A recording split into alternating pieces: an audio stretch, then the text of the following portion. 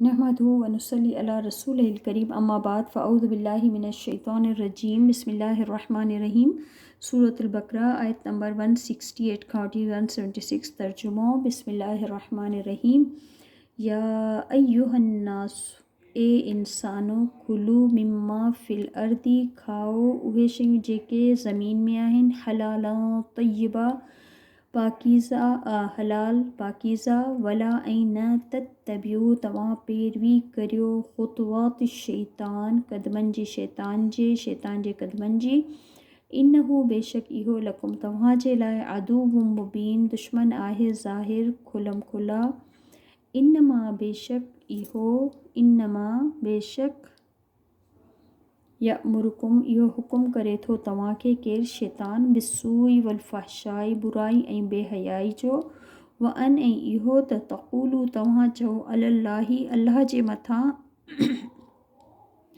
माला जेको न तअलमून तव्हां ॼाणो था। व इज़ा क़ील लहुम ऐं जॾहिं चयो वञे थो इन्हनि खे तबिऊ तव्हां पैरवी करियो मा अंज़लल्लाहु जेको नाज़िल कयो अल्लाह क़ालू चवनि था बल नत्तबिऊ बल्कि असां त पोइ हलंदासीं पैरवी कंदासीं मां अल्फ़ैना जंहिं ते असां ॾिठो अलही उन ॻाल्हि ते आबा अना पंहिंजे वॾनि खे आबाउ अजदाद खे अवलो पोइ भला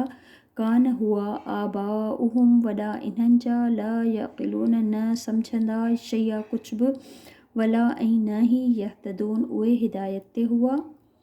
व मसलुल लज़ीन ऐं मिसाल इन्हनि माण्हुनि जी कफ़रू जिन कुफ़र कयो इनकार कयो कमसलिल लज़ी मानिन मिसाल उन शख़्स जे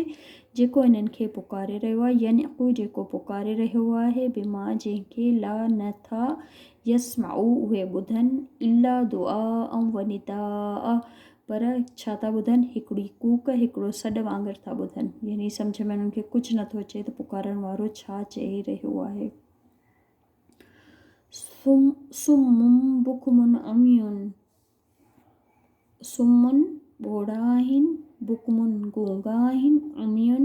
अंधा आहिनि फ़हुम बस उहे ला यक़िलून न अक़ल रखनि था न सम्झनि था ॻाल्हि खे।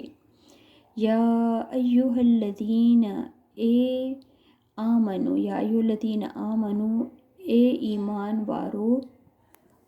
कुलू खा या अय्युहल्लज़ीन आमनु ए ईमान वारो कुलू खाओ में तय्यबाती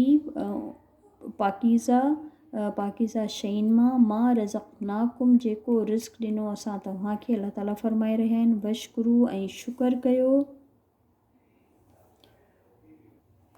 वशकुरू लिल्लाही शुक्र कयो अल्लाह जे लाइ इन अगरि कुंतुम आयो तव्हीं इयाहू सिर्फ़ु उन जी ई ताबदून तव्हीं इबादत कंदा।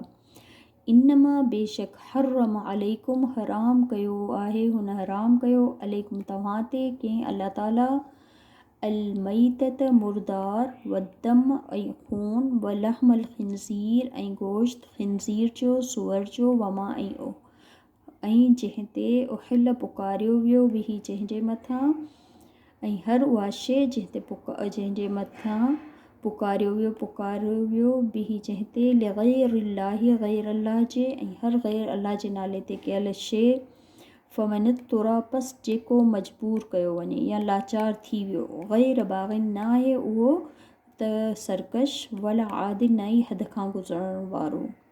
फला पस न इस्म अलही को गुनाह उन ते इन अल्लाह बेशक अल्लाह गफ़ूर रहीम तमामु बख़्शण वारो निहायत रहम करण वारो आहे।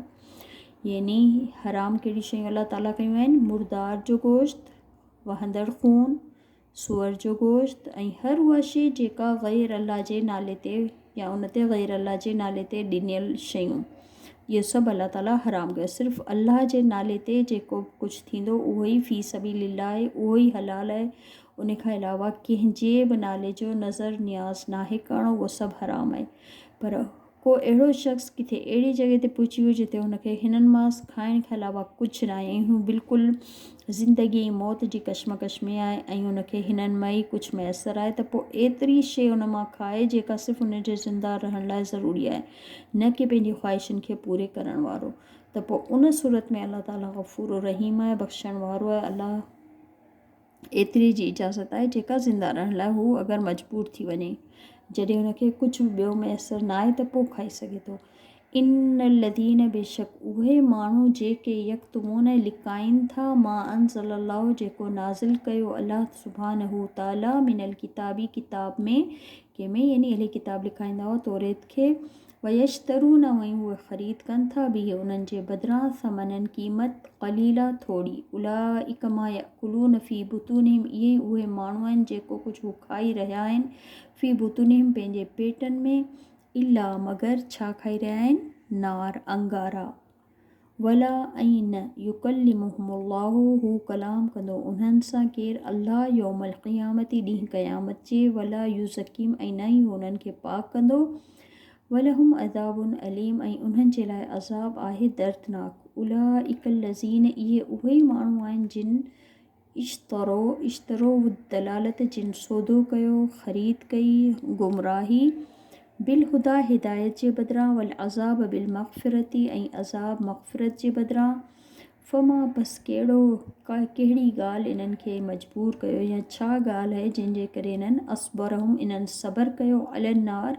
बाहि ते यानी जहन्नुम ते इन्हनि सबर कयो अहिड़ो कहिड़ो सौदो हो जंहिंजे पोयां इन्हनि सबर कयो त इन्हनि जहन्नुम में वञणु गवारा कयो दालिक इहो बि अन अल्लाह बवजा उनजे त बेशक अल्लाह नज़ल किताब नाज़िल कई किताब बिल हक़ सां गॾु व इन लदीन ऐं बेशक उहे माण्हू जिन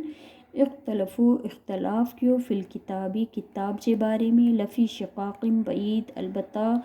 इहे जेके खसारे में आहिनि खुली गुमराही में आहिनि इहे मुखालिफ़त में आहिनि तमामु दूर जी मुखालिफ़त में आहिनि यानी नुक़सान में इहे ई रहंदा